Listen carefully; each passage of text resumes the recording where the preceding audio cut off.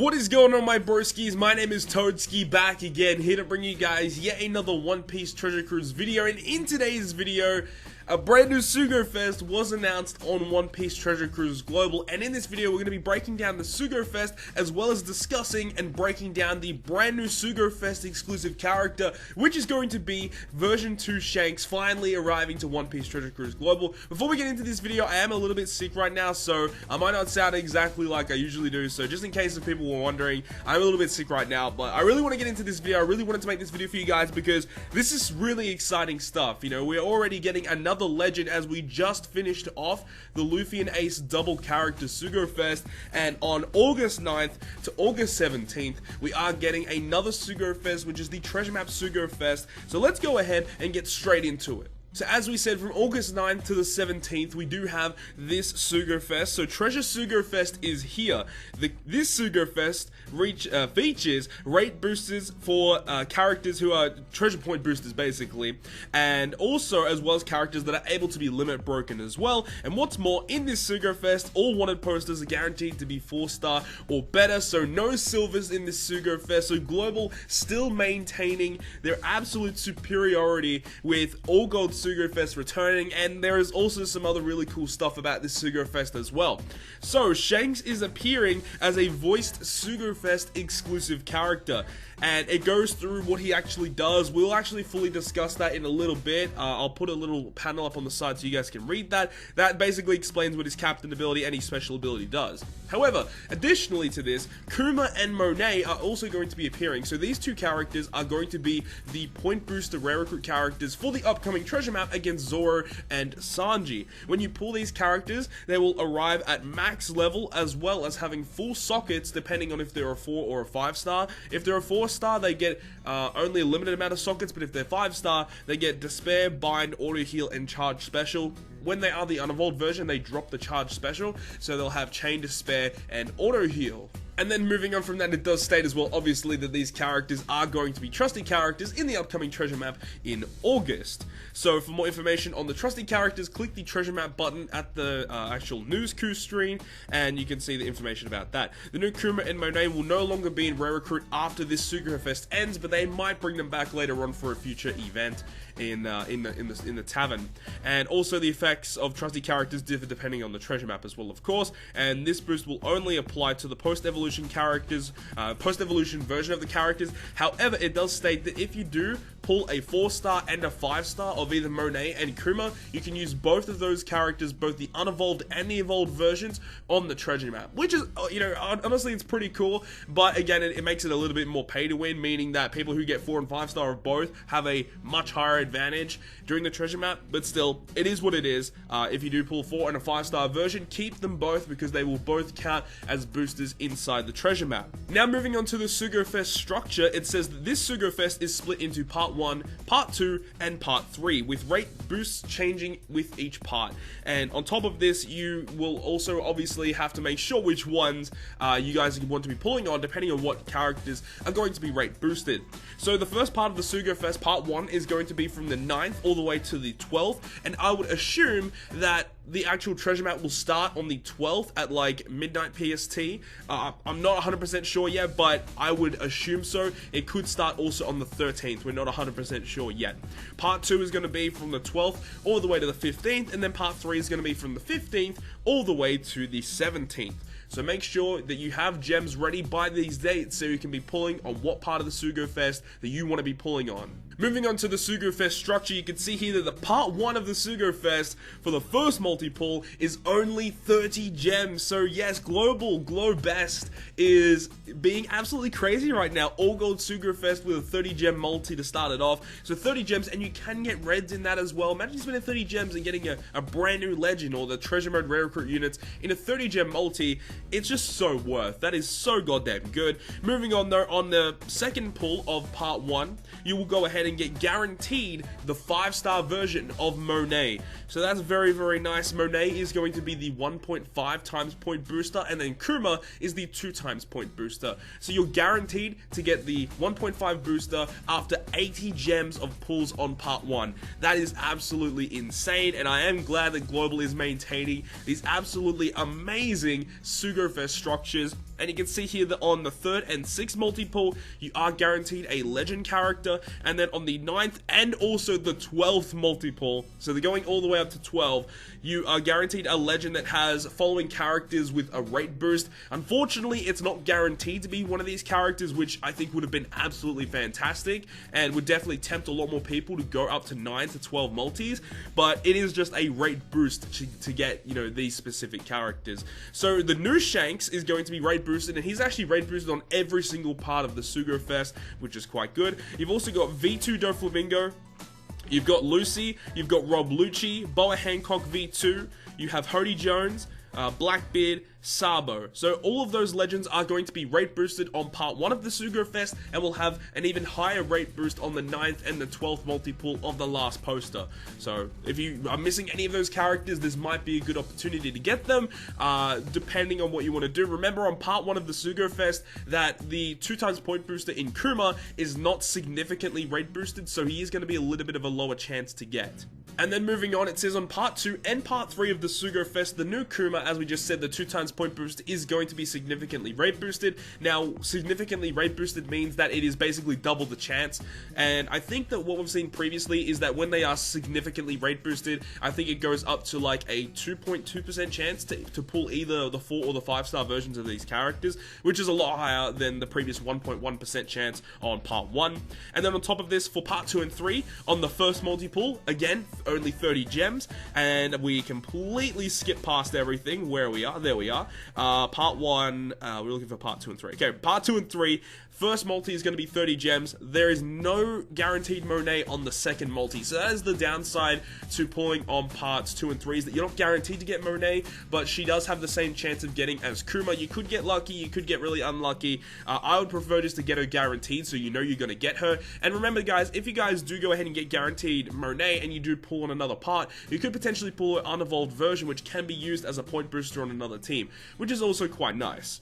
And then moving on the 3rd and the 6th multi-pull is just a guaranteed red, and then on the 9th and the 12th multi-pull on parts 2 and 3, it is going to be a rate booster chance for certain legends. So on part 2, you're going to get a higher chance of Shanks, Robin, Rayleigh V2, Fujitora V2, Dogstorm, Usopp, Akainu, and also you have Crocodile as well. And then on part 3 is going to be Shanks, Luffy Ace, Judge, Magellan, Law, Cat Viper, Shirahoshi, and also Sai Trafalgar Law.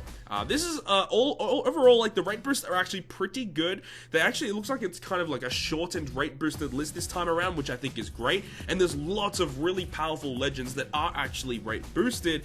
And really, depending on what legends you are missing is the part you should be pulling on. Remember, parts 2 and 3, higher chance to get Kuma. Although if you do pull on part 1, you do get guaranteed Monet. So it's a little bit of a, you know, which one do you really want to be going for? Personally, I think I'm going to be doing 3 multi-pulls on part 1, and I might do like maybe 3 or 6 on part 2 or 3. I'm still unsure at this current time, but either way, it's a pretty exciting event. And then it goes on to state about the actual rate boosted characters, the rare recruits that are going to be boosted. So on part 1, you've got the new Kuma and Monet obviously going to be there. You've also got the new rare recruit Kobe, and Garp is also going to be there as well. Little Oars Jr. and Marco, so the entire Luffy Ace batch is going to be boosted on part 1 if you guys were unlucky enough not to get any of those characters. Also, Strength Treble, Sai Sugar, Strength Kiros, Sai Bellamy, Kinemon, Mark Weiss, Monkey D. Luffy, 3-Day 2-Year, Khalifa, Killer, Robin, Old School Ace, and Old School Vivi, all going to be boosted on part 1. Part 2 is obviously going to have Monet and Kuma. And once again, the entire Luffy Ace batch is going to be boosted on part 2 as well. And then you've got the Robin batch is also going to be boosted here as well. And then on part 3, you've got the Luffy Ace batch, and you also have, again, some of the characters from the Robin batch are going to be boosted as well. Overall, every single day is like a pretty reasonable day to pull on this SUGO Fest. There is no real bad day to pull.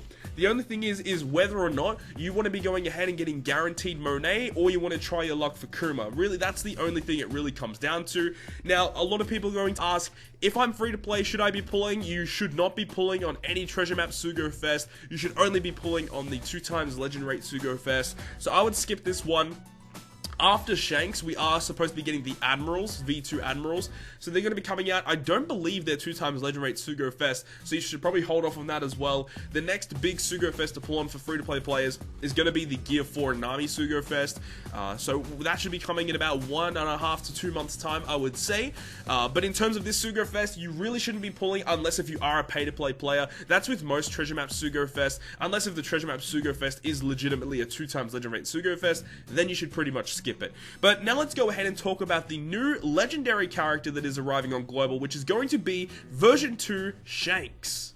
So on the side of the screen, I should be able to put up a little panel that has the full information you guys can read about version 2 Shanks. Let's go ahead and discuss him. So version 2 Shanks' artwork, just first off, his artwork is probably one of my favorites in the entire game. It looks so goddamn clean. Now, this Shanks is an int Free Spirit Cerebral character, and at max level, at level 99, he has 3,230 HP, 1524 attack, and 360 recovery. In the brackets there, you should be able to see his limit break stats.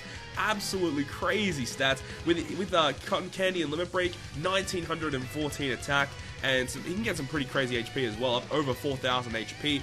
But let's go through his captain ability. So his captain ability states that if your crew has 4 or more characters that are the same color, the same type, he will boost all characters' attack by 3.5 times.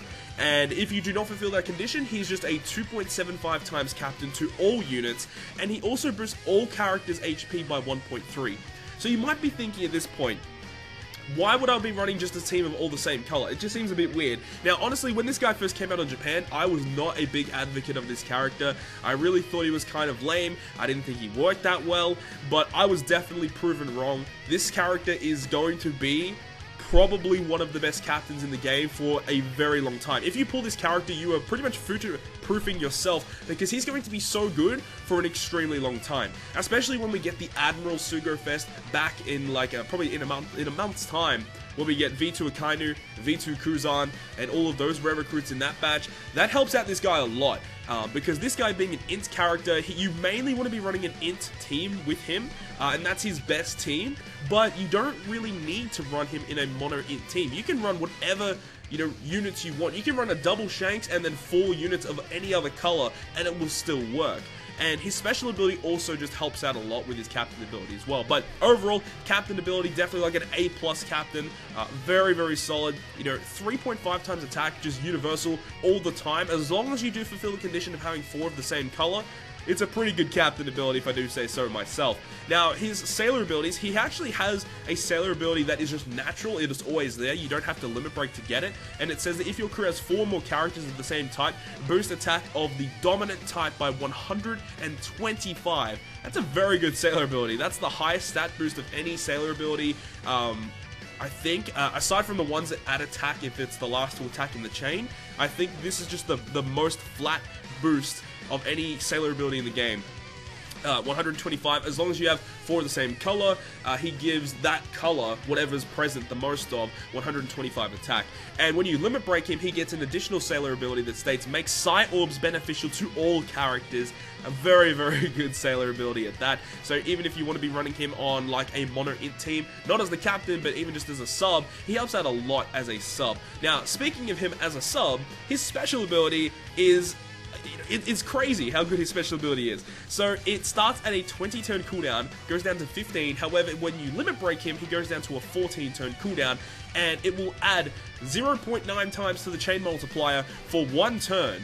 And it also states that if your crew has 4 or more characters of the same type or color, he will go ahead and boost the attack of the dominant color on your crew by 2.25 times, and also change all orbs, including block orbs, into the type that is dominant on your crew. So, for example, if you're using this character on a full int team, you've got 6 int characters on your crew, you activate the special, int character's attack will be boosted by 2.25, and all your orbs, including block, will be changed into the dominant type on the team, which is going to be int. Now, for another example that doesn't make sense, maybe if you still don't understand how it works, maybe you can run double Shanks captain and you run like 4 Psi units.